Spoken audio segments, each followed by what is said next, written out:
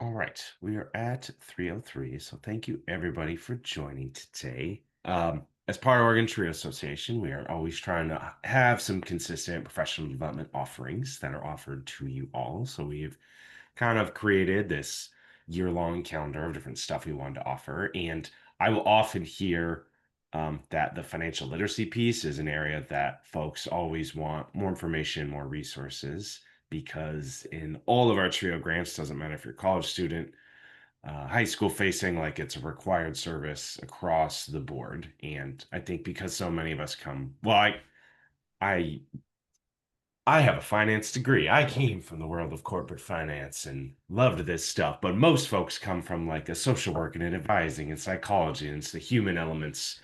And they're like, I could always use more training and more guidance, not only so I can like present information to my students beyond just your financial aid and FAFSA, but to like really kind of holistically prepare them, not just to succeed in college, but beyond that and set themselves up for success.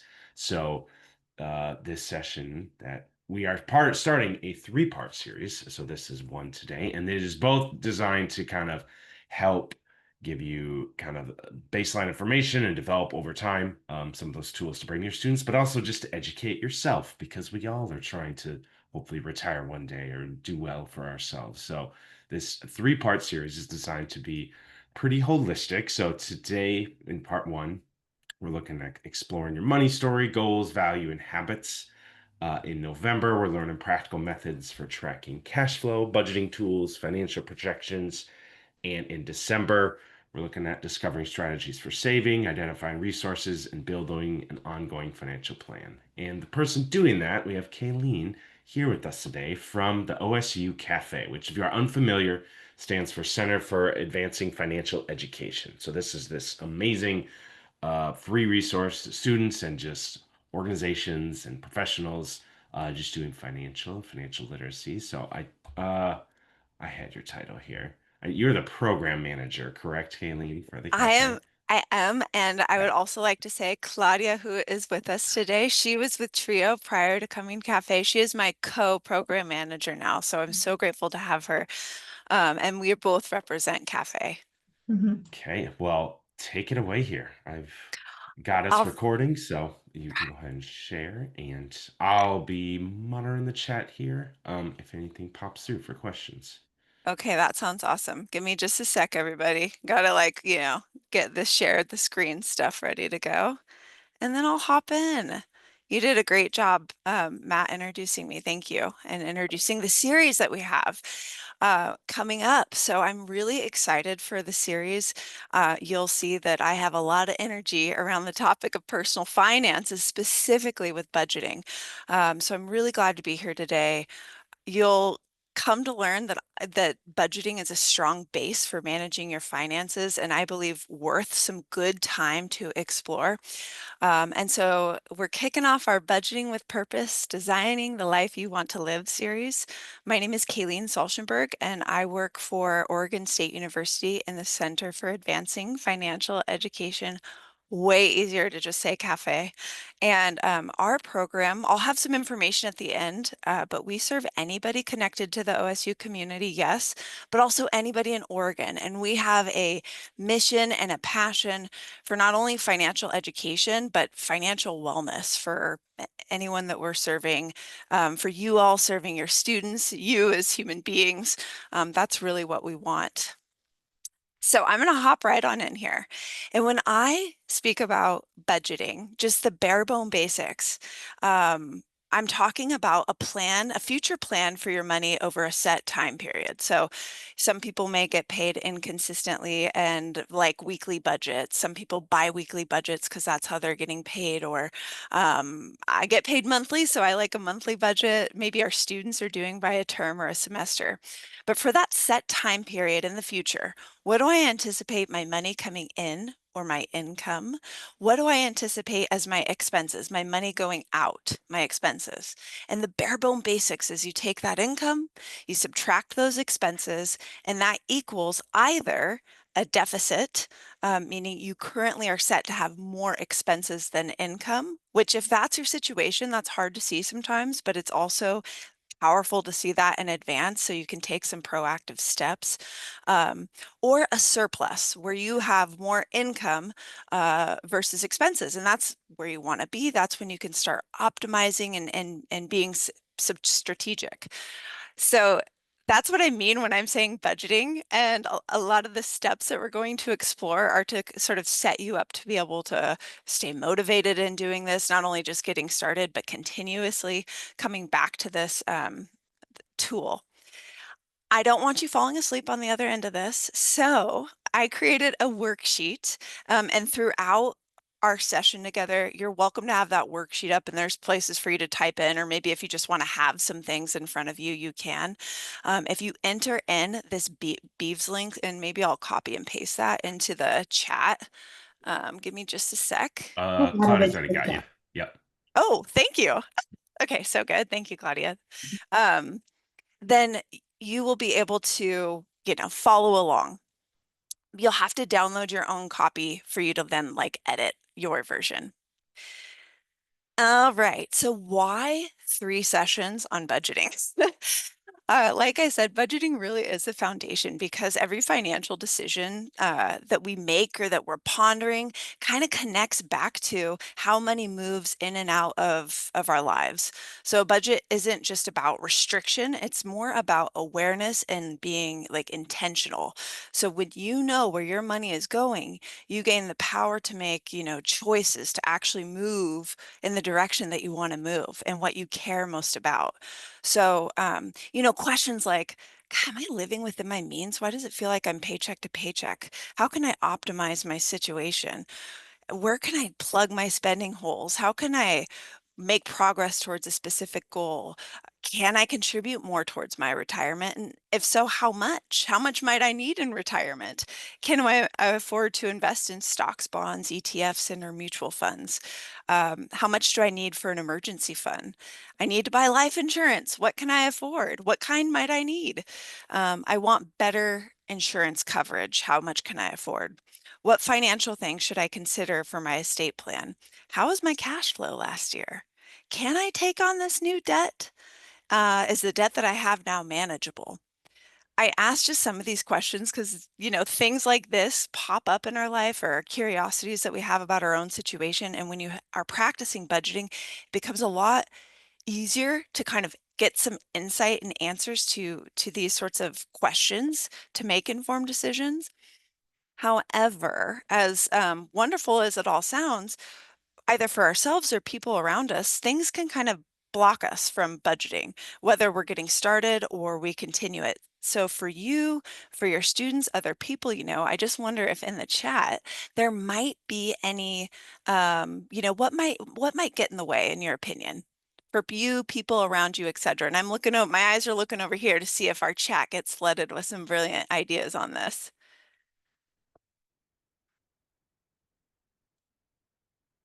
Everything, yeah. In my notes section, I have like this long laundry list of ideas. Not taking the time to track spending. Yep.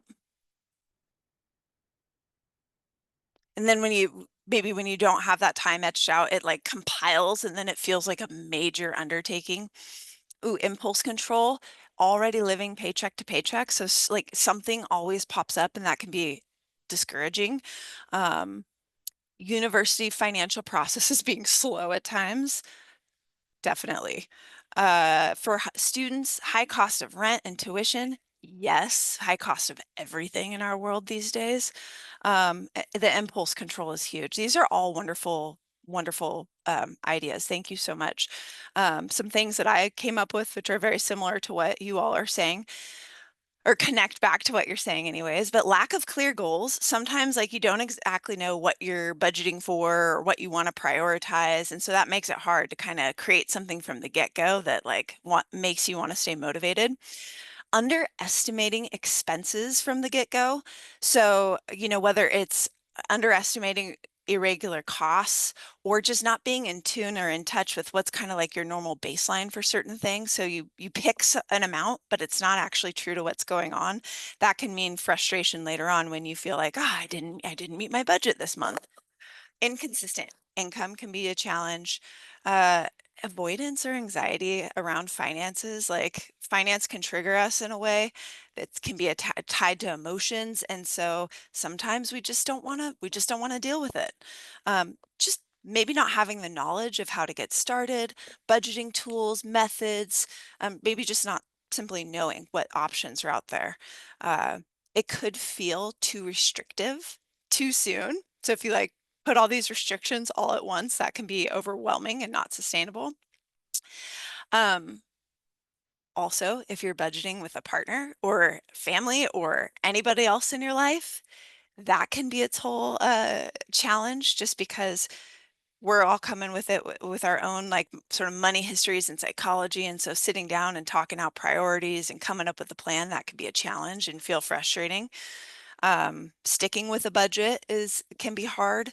Impulse spending, like many people mentioned, we have temptations at our fingertips when we leave our house. I mean, all the time, temptation all around us to spend. Um, I mean, peer pressure. Maybe our budgeting system that we're trying out is too complicated and actually isn't a good fit for us. Um, Maybe when you created a budget, you didn't build in enough flexibility or yeah, so it feels too rigid.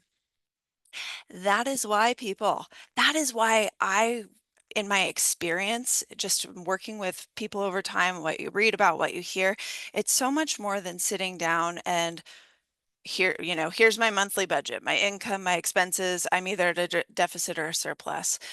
Taking maybe not in this order, maybe not all at once, maybe spreading it out, but taking a combination of these steps can be really helpful for you creating a budget that that you're motivated to keep, that really works for you, that you won't keep coming back to.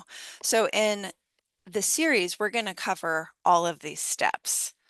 But today, we are focusing in on reflecting on your money history and attitudes, identifying financial values, and setting specific goals and supportive habits. So, this is going to be hopefully a nice little break in the day. Um, if you're on the other end of this and able to do so, I'd love for you to close your eyes. And if not, just try to focus in on what I'm asking you. I'd love for everyone to take a moment, close your eyes, take a few breaths to settle in. So an inhale and an exhale, an inhale and an exhale.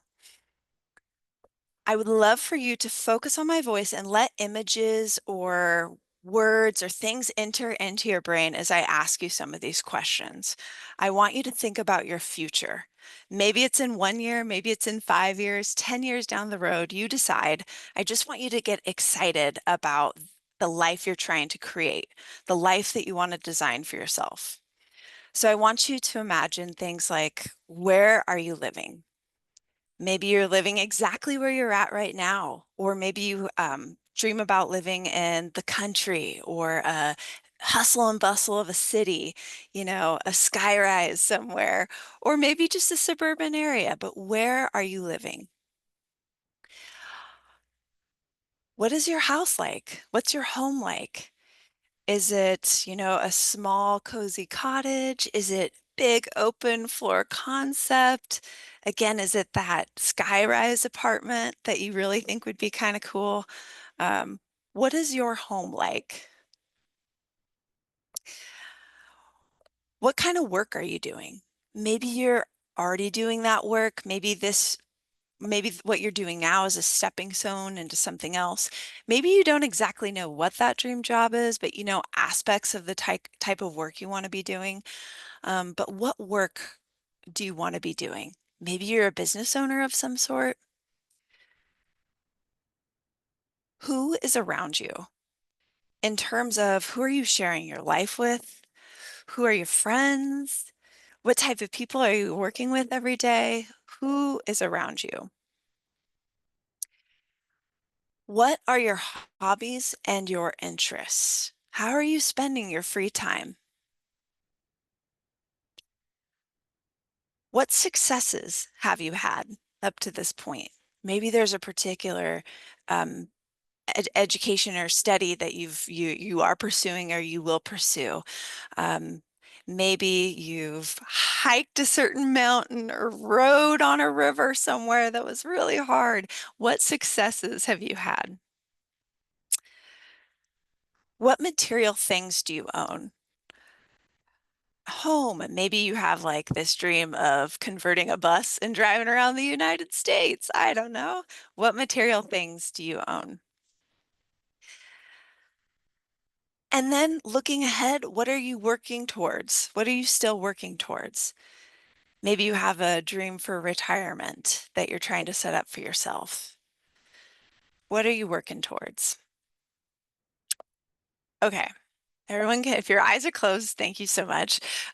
Even if they're not closed, thank you so much. If you could just kind of come back and use that handout and capture some of like some aspects that came to your mind as the life that you're trying to design or create for yourself.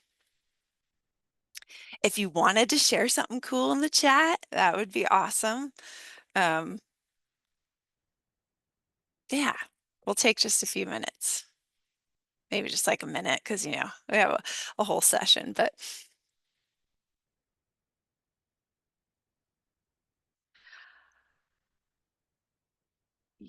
I could have done this 10 years ago, 15 years ago, 5 years ago. And something that I always had, like that I always wanted for myself was to live abroad for a period of time, specifically in a Latin American country. And when I turned 35, I did it. I finally did it. It was in maybe not the most optimal circumstances. It was, I ended up at that time I got a divorce and was kind of like just whoa, huge transition, right? But I would have closed my eyes in high school. I would have closed my eyes in college, post-college, and I would have dreamed, that scenario. So it's just kind of cool. Some of those things at this point in time have come to fruition. And now I close my eyes and I see other things that I'm trying to work out for myself. Um, Thank you for sharing. So Caroline wants to be able to um, own your own home on some land. Ooh, not too far out of town. Love that. To be a therapeutic foster parent. That's amazing. Denise wants to sell her home and move closer to my family. I love that. Family's also very important to me too. I understand that. Um, well, I'm cruising along to financial values, but as we flow through all of these sessions, and building off of that life that you want to live, I want you to hold on to that as our sessions unfold because we're going to explore things like values and goals, and it all connects. So, starting with financial, thank you, Caroline. It was, I don't know, it was one of my coolest life, I don't know, experiences so far. But your financial values. So, financial values are the beliefs and priorities that guide how you view, use, and manage money. It's like what matters most to you, these personal principles that guide you. And granted, ask me at age, in college, post-college now, values change, but it's just kind of important to come back and figure out like what matters most to me right now. Um, they reflect what's most important to you, like security, independence, generosity, freedom, experiences.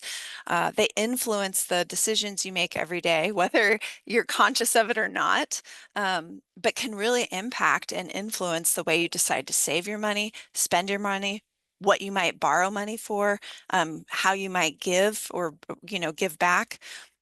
So I want you to take a moment whenever we see this nice little paper icon, that means we're back to our worksheet. So I want you to take a moment and you'll see on the values worksheet a long list of values and it's not all encompassing by any means, but try to identify for yourself what are the three most important financial values for me right now.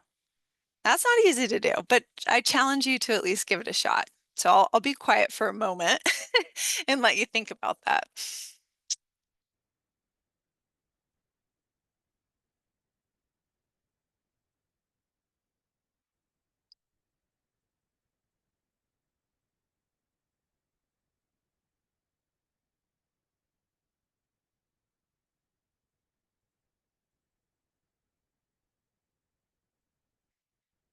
And of course, if anyone wants to put a value that they identified or, any value that they identified, that would be awesome in the chat. I know that when we're remote like this, it's a little um, impersonal compared to when maybe we'd be in person together. But for me, I put my three up there: family, financial security, and sort of this well-rounded health. And when I say that, for me, that means like, yes, physical health and safety, whether it's, regular exercise or, things like that. But also spiritually and emotionally. So, um, when I went through a divorce and I lived abroad and I came back, is like financial security was everything to me because I was starting over and I came away from that experience with not much to show for it, and I became very passionate about not being in that situation again. And someone else had mentioned family, and I connect with that so much. Again, when I was abroad for 2 years, it was during the pandemic, and it wouldn't have been easy to get home if something would have happened. And it was just like, oh my gosh, my aging parents, I need to be within driving distance from them for the rest of my life. So those are my top three. Um, I see reaching financial or personal goals and feeling safe and stable with finances and making the most money with smart planning. Love that, Denise. Oh, and we have family, growth, and creativity. Good ones. Thank you so much. Being clear on your values is super helpful because it can help you say yes to certain things and say no to certain things as we are consistently bombarded on ways that we potentially could spend, our money. It might help inform like what goals maybe matter the most right now and which ones might need to wait. Um, for me, it helps me uh, prioritize budgeting in my life, like money to drive over the past to see family for different things because I live in Bend and my family mostly lives in Salem. My mom lives in Depot Bay, but I mean, monthly, I'm making a trip over to see them for one reason or the other. So you'll see that very much alive in my budget where you won't see me going to happy hour with girlfriends. It's just not a priority right now, though at one time in my life it was. So on the other end of this, I'd love for you to just take a moment and think of a time when you felt really good about a financial decision you made. And then what made that feel right? If anyone wants to share, again, you're more than welcome. But I know that this stuff is a little like could be pretty vulnerable to share, so no pressure. I certainly have some examples and you can continuously hear from me. But if anyone has anything that they want to share with these questions, go for it. But I'll just give you a second to kind of, ooh, joining Acorns and saving money. I love that, Chelsea. I wonder, I wonder, I'm just guessing, but if that connected to any sort of like value that you hold, was in alignment with other things in your life, and that maybe is what made it feel good. Um, Recently met with my financial advisor and found out that I can retire in 3 years instead of 5 or 8. Now that is cool. Denise, that means you made some great decisions early on. Maybe you knew it, maybe you didn't, but that is really exciting. Congratulations.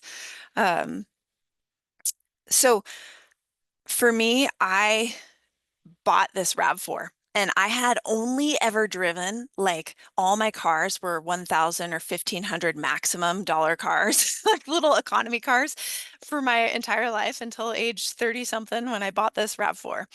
Um, and so taking on, I saved up for a good down payment.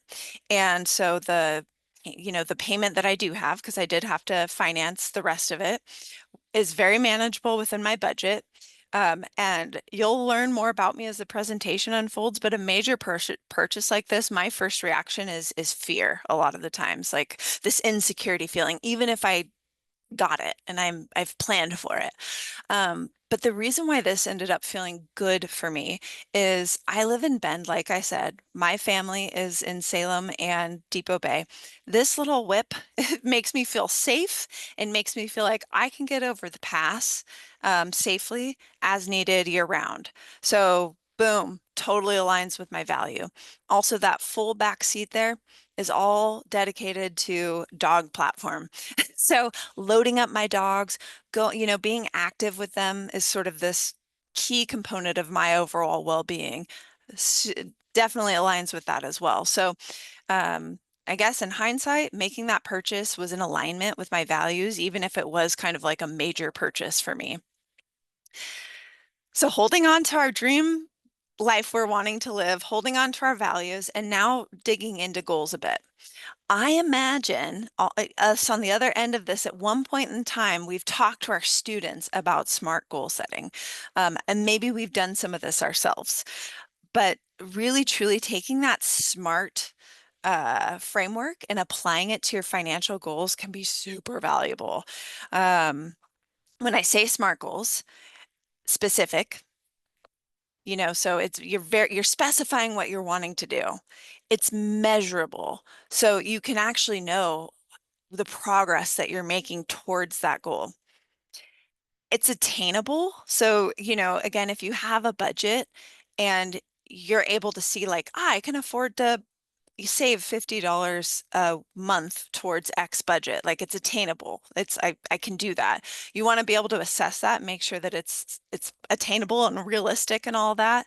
You want to make sure that it's relevant to your life. Like, hey, it is in alignment with what's going on in my day to day, what matters to me most right now, etc. And it's time bound. Like I have an end date to this. Um, Taking that and applying it to your financial goals is super valuable. And then when you align that, when those goals are in alignment with your values and your supportive habits, whew, watch out. Um, so an example might be, I want to grow my savings. Like, yes, that is a goal, but no, it is not specific. So taking that and running it through this SMART framework, you might end up with something like, and this is a goal that I had early on, again, when I was kind of rebuilding myself when I got back from abroad. I want to grow my savings to $1,200 in 1 year from today by setting aside $100 from each paycheck and having it auto deposited into my Oregon State Credit Union account. So very specific, measurable, and again, this is a reflection of something that for me at a point in time was realistic and attainable. Um, and also there's a habit built in here. The habit is the auto deposit into an account that I don't easily touch. So I get used to living without that. Like that's just part of my habit, my routine. Um, so part of goal setting is like getting organized, like you might learn through the course of our time together, oh, I want an emergency fund. And so, how do you start getting organized for that and thinking through what that takes? So, emergency fund, I want to build up to 6 months of essential expenses. I want them to be saved and liquid, which when I say liquid, like I can easily get that converted into cash, like a checkings account or a savings account. I can easily access that for an emergency if I needed to. But in the short term, um, I'm going to tuck away $150 into my savings from automatically from each paycheck. So you can kind of divide it up. However, these are just an example. So one spreadsheet I've done before is financial planning category with kind of this long-term objective and this shorter term thing that I could be doing to work towards that. This other one on the right is just like this was as of April 1st, 2025. So mind you, the dates are a little off from today, but maybe in 5 years from now, I want to have a down payment on a house and I think I need 30,000. Well, that means I need that by April 2030. And that gives me 60 months to save.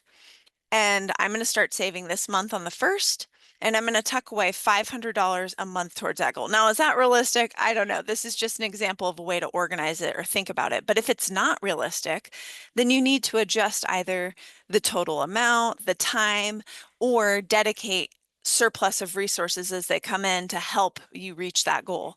Um, so just kind of a hopefully a little inspo to get organized with your goals and think through how you might break them down into smaller, manageable chunks. But there's only so much we can do right now. So again, identifying your values will help you prioritize, maybe what goals do I work on now? Because when you are clear about the direction you want your life to go, at least, we know that that changes. It can as things unfold, but you keep kind of checking in with yourself on like, what am I wanting for my life?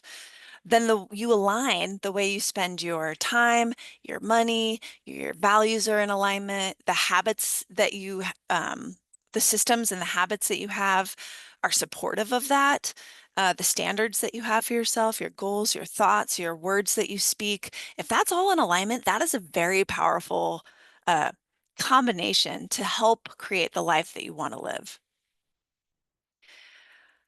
So, in the chat, just checking in, how can reflecting on the direction of your life, your goals and values help you specifically with budgeting?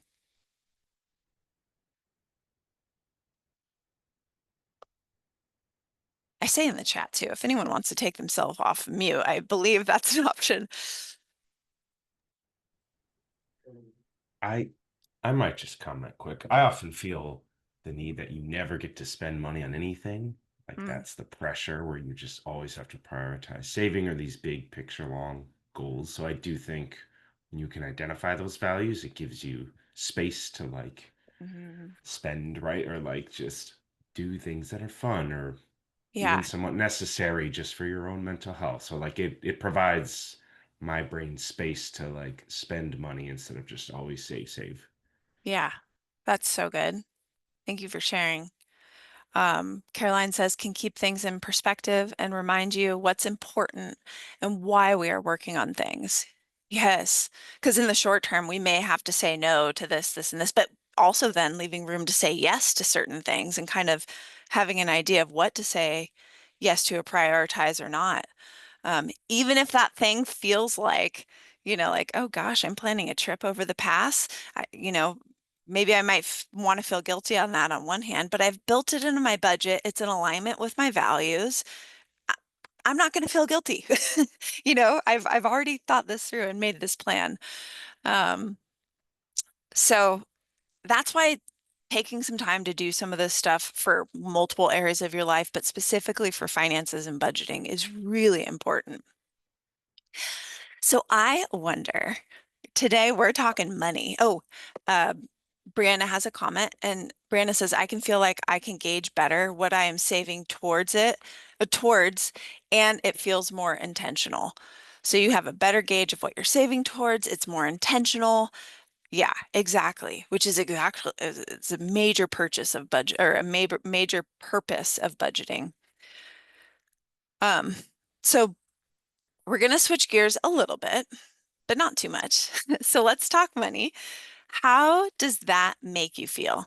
Like maybe in this context, it makes you feel one way, but even when you're up in front of a group of students or one-on-one with the students you serve and you're talking financial literacy, or maybe it's interpersonal relations, or you hear others talking about money. How does talking about money make you feel?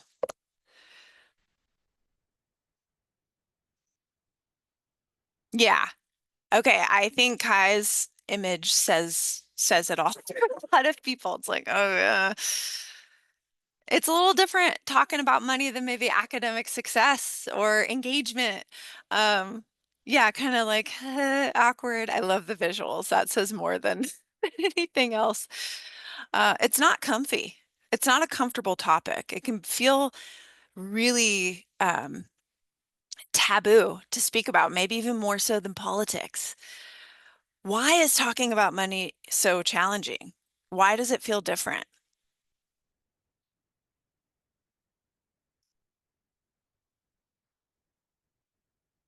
I don't see anything in the chat, but I have a long list of things to say. I'll try not to keep it too long. But a lot of us have, not everybody, everyone's unique and everyone's different. So I don't mean to put anybody in a box. Like maybe when I started out in the work that I'm doing, I would have felt super uncomfortable with time and doing some of this work. I feel a lot more comfy talking about money. So it's not like it's fixed, but for a lot of us, money does tie back to some sort of emotion. Like there's an emotional connection because of our histories, our upbringing, etc. And it may in some topics, maybe across the board, but there may be some fear, guilt, and shame that we feel with money, depending on the topic. Like the other thing, going back to the or going to the end point there where I say it's complex. There's so much to know, it's overwhelming. Like money touches so many areas of our lives. So there's a lot to know. Um, and a lot in there that could then tie back to like this heavy emotion. Personal and societal influences that we have really shape our financial attitudes today. Again, whether we're conscious or not. Um, there can be a stigma around speaking about money, some sort of negative perception, uh, maybe that we have or someone that we're talking to has, and we can pick up on it. So it can be a challenging topic. And yet, how much do I need to save for retirement? Is there a way I can save for my child's education? I wonder if there's a way to reduce my tax liability. Do I need life insurance? What estate planning documents do I need to have to protect my family? Man, house prices are so high. So's gas and groceries. Do I buy a new car or a used car? Money underpins almost everything that we do. This quote comes from Ted Rossman, who works at Bankrate as the senior credit card analyst. And he says it's important to take the stigma out of discussing money matters. Not that you need to bear all of your financial details to strangers, but especially with people we're close to, it's good to be able to talk about things like your money goals and anxiety. So this quote really captures what kind of what I'm alluding to is taking the money out of the money or taking the stigma out of the money conversations can be important for ourselves, for helping our students in that process. It doesn't mean that you need to share every detail of your bank account with everyone that you know. Um, but people closest to you, your friends, your family, your partner, it's healthy to be able to talk about your goals, your anxieties, and the things that matter most. I mean, only like I love my dad. I can talk to him about a lot of things, but he's so fixed and rigid in his opinions and approach to money that there's certain things I wouldn't talk to him about. Or my partner, I'm going to talk to him about all of it. So again, not suggesting we just open up and bear all to everybody, but just being able to talk about it a bit is good for us. And that's exactly where we're headed next. We're going to be digging into our own money story, beliefs, and scripts. Because before we can have strong conversations with others, whether it's a partner or family, or whether it's our students in our classrooms, um, we need to understand a little bit about our own patterns and perspectives that we're bringing to the table. So I mentioned a few buzzwords when I was talking about cafe, like we want financial literacy for everybody. We really care about financial wellness. You hear that a lot, but I wanted to break down a bit more as to what I mean. So, financial literacy is the foundation. It's like knowing the terms, the tools, the skills to manage money. It's, you can think of it as like the what. I know about budgeting. I know about credit. I know about savings. I know about investings. It's important, but knowledge by itself doesn't necessarily translate into action. So financial capability is all about taking that literacy and that education and putting that knowledge into practice. So it's both the how and the why, making choices that really build habits and having the confidence to act in a way that's in service to your best interest. Um, and capability is not just knowing information, it also requires some motivation and access to resources. Um, Financial well-being or financial wellness is sort of like the ultimate outcome. If you feel secure, um, or it's that feeling that you're secure and you have a freedom of choice, and it's less about what you know or what you do, and more about how your money sort of supports your life. So when students, for example, achieve financial well-being in the context of being a student, perhaps they feel less stress. They're able to thrive a little bit more in their classes and engage a bit more. They have more stability. It supports their overall success in school and beyond. So financial literacy is sort of like the knowing, like you all are going to hopefully attend all of the financial wellness or the financial literacy things with me, and you'll learn some of the information. Maybe it's listening to a podcast or you consume other things. You learn the information. Financial capability is doing. It's taking what you're learning, and now you're actually going to start practicing these steps of budgeting, and you're going to come back to it each week or each month and check in, plan, adjust, and then over time, oh my goodness, I paid off some debts. I built my savings. My credit score is going up. And you start to feel this sense of like confidence. And if you needed to get approved for a loan, you could. If you needed to come up with money for emergency, you could. So it's that sense of well-being. So we want that for all of you. You probably all want that for all of you and the students you work with. But guess what? There is one thing that can get in the way. A person can have all the education in the world and get in their way, or be listening and present when the education is happening, but not absorb any of it. And the truth is you can get in your own way. I can get in my own way. Each of us can get in our own way. We can truly be a roadblock for our desired goals. So this is where this money psychology piece comes in handy.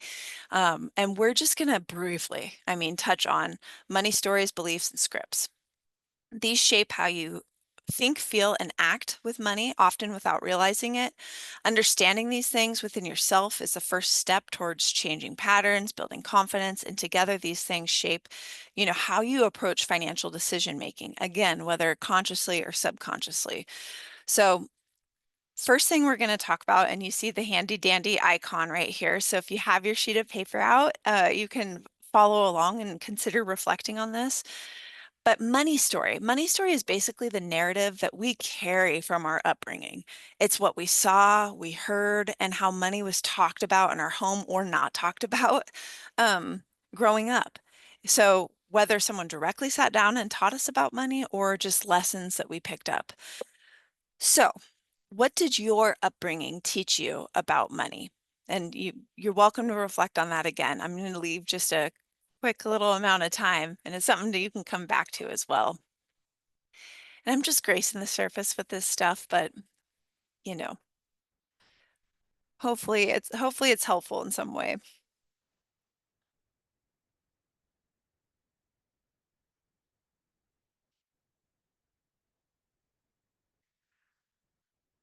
So then we go on to money beliefs. Money beliefs are, because of our money stories, we form these beliefs, these assumptions that we carry about money. Some of them are really helpful, like saving regularly builds security, like financial security, and others can hold us back, like this idea that, oh, I'll never be good with money. It's almost like, well, you might actually be good with money in many ways. Maybe you're not perfect with money, but when you say that, you're kind of setting yourself up for that. So what are two positive and two negative things you say or think about money?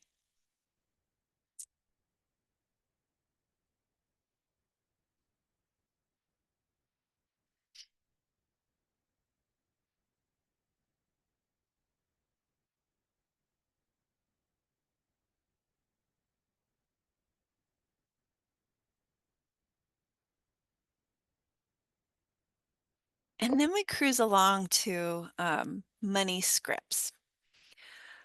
So these are deeper, often unconscious beliefs that drive our financial behavior. Again, coming from our childhood, our money stories, and even like generationally, it could be kind of passed down from family or culturally.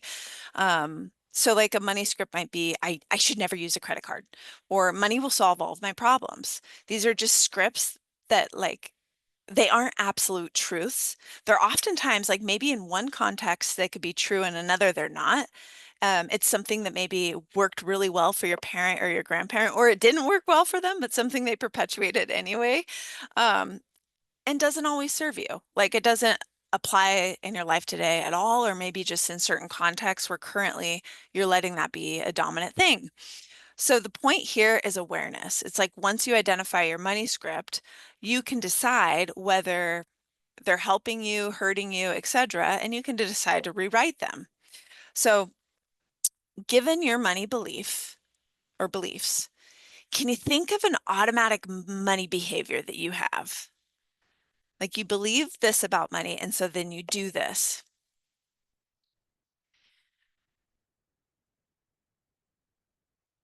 So, from my history, my dad, I mean, and it directly comes from his parents who lived through the Great Depression, super, super poor. I mean, his parents didn't help my dad out at all. And, my dad carried this like constant insecurity mindset with money all the time. Even if he had money, he was like, it could be taken from me at any moment. So our house was cold, our groceries were limited, and I didn't know any better. It's just my dad would pull me aside and say, Kayleen, I don't know if we're going to make it this year because he worked construction. So it was like a little inconsistent. It wasn't like a set salary.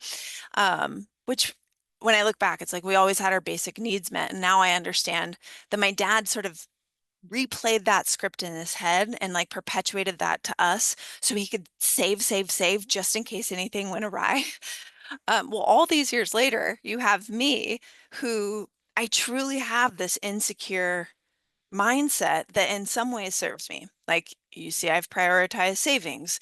It's like probably very obnoxious for the people in my life, but I'm like, well, let me check my budget. It's like I'm pretty diligent about that stuff.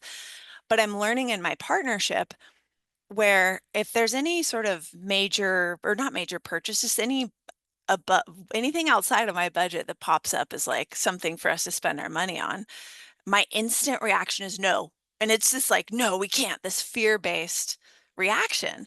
And I've had to really face that. I realize kind of where that's coming from, just sounding so much like my dad, and work to take a step back and say, okay, let me think about it. And then ask myself some questions like, hey, do I have the resources for this? Is it in alignment with what's going on right now with our goals and our value? And if so, I don't have to feel guilty and say no about that. So that to me is like an example of some of these interplays, of how maybe once upon a it serves me, but in some contexts it doesn't serve me, and how awareness is kind of helping me, certainly helping me now manage money in my new relationship. So I wonder for you all on the other end of this, how has your money history and beliefs impacted your financial habits and behaviors so far in life? What is one thing you would like to do to improve? But then also something that you're doing very well. Um, so you don't need to like share that with the chat. I just want you to hang on to that. Maybe that's something through, you know, just to gain awareness of and maybe work on, but also recognize things that you're doing well. Um, I work with clients all the time who say, "Oh, I'm so bad with money." And it's like I start working with it. I'm like, "My goodness, you go to work every day, you're getting your paycheck, you're prioritized paying some of these bills, maybe you have this debt and some savings, but you're meeting with me weekly and we're working on that. Like you're doing some good things." So usually there's always some pros and cons to observe about ourselves. But it goes into this important topic of habits. And habits are automatic behaviors that are triggered from context from a situation. So I wonder, for those of you on the other end of this, what do you think is more important for you achieving what you want out of life? And so, one, goals, or two, habits? I'd love to see people's vote in the chat. And if you don't feel like it, that's fine. I see. Okay. Yes, Kai, thank you. Habits, habits. So two, two. We have a lot of twos circling around. Okay. You can kind of see where I might be going with this. Now, there's probably arguments I mean, and benefits to both, obviously. But we focus a lot on the goals. Um, and our goals are future habits are failing. I don't know what that means. I'm sorry, Caroline. Oops, that's okay. You're editing it. But goals are good for setting direction. But these habits or these systems are best for helping us make progress. And this book, Atomic Habits by James Clear, has a lot of valuable points that at least we can learn from. And I see myself in this quote. He says, "For many years, this was how I approached my habits too. Each one was a goal to be reached. I set goals for the grades I wanted to get in school, for the weights I wanted to lift in the gym, for profits I wanted to earn in business. I succeeded at a few, but I failed at a lot of them. Eventually, I began to realize that my results had very little to do with the goals I set and nearly everything to do with the system I followed." So those systems are the collection of your daily habits that are either going to get you there or not. So I'm just kind of planting this seed today because, you can say, like, I want to establish an emergency fund, but how you set aside funds when you get your paycheck, how you spend on everyday purchases, how you budget your money, those sorts of habits are actually going to determine, or help you or hurt you in getting there. You want to secure an excellent credit score, how you apply for credit, decide what and how much to charge, make payments, etc. That's the stuff you want to focus on to get you there. So some advice is to start small. If you just like, boom, I'm going to exercise 7 days a week and you haven't been exercising at all, that might be intense. Start with two, start with three, start small.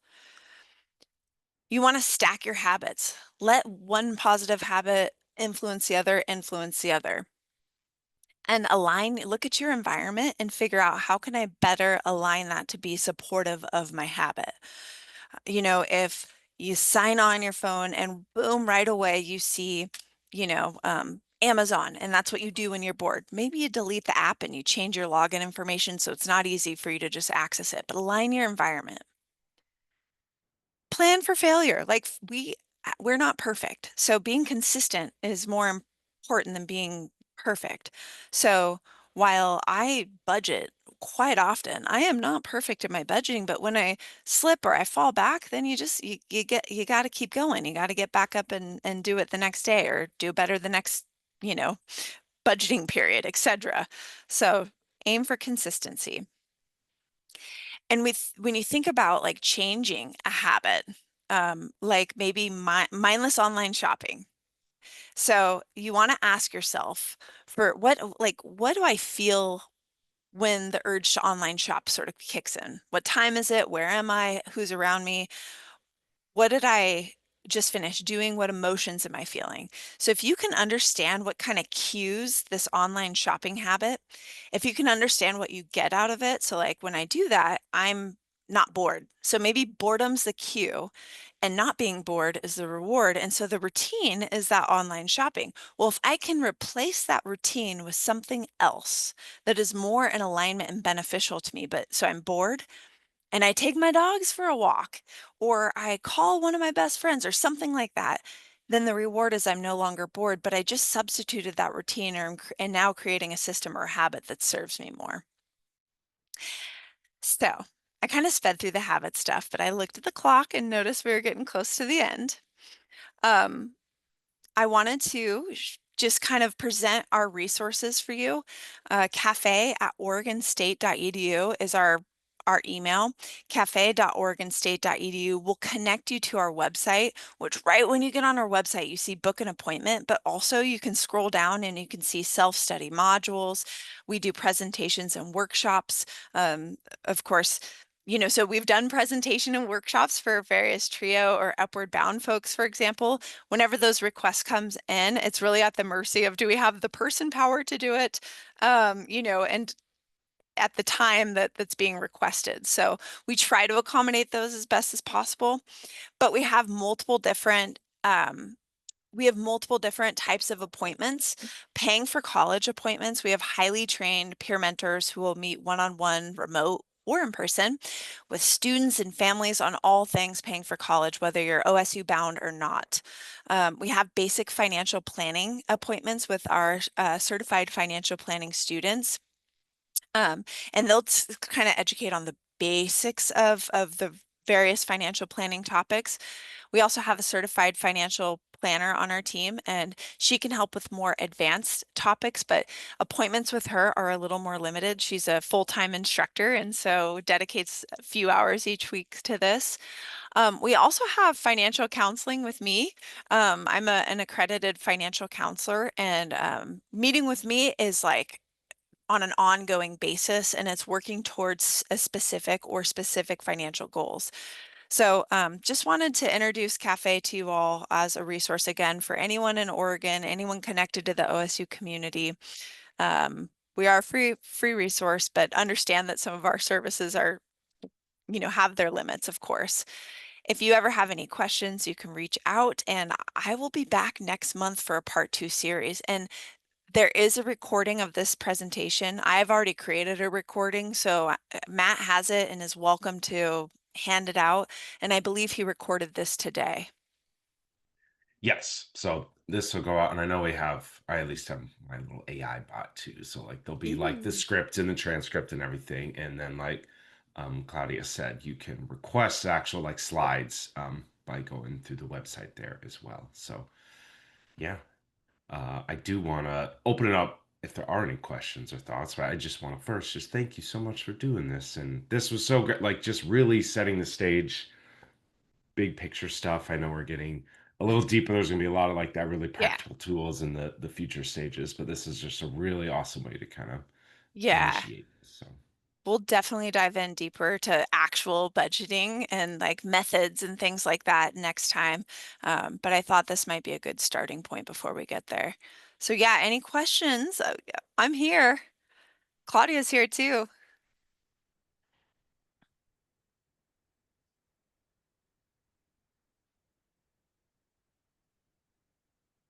And you're welcome. I see a lot of thank yous. You're welcome.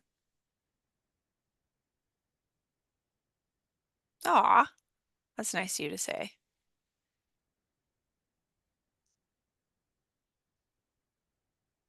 Thanks, everybody. um, all right, well, I think we're right at around 4. If you do have questions or stuff comes up, our next session is scheduled for November I know. I had that somewhere, 20th, but November yeah, 20th at 20th. 3 p.m. So I know it's on kind of the calendar invites, but November 20th is part 2. Yep. No, is that 3? Yeah, that's part Part 2. two. Sorry. Part three is December, early in Yep. December, before break. Part 3 is December 11th. So, Awesome. yeah. Thanks everybody, and we'll see you next month on the 20th for part 2. Sounds good. Thanks, Matt. Thanks, everybody. Thank you, Yeah. Claudia. You're welcome. Bye, Okay, everyone. bye.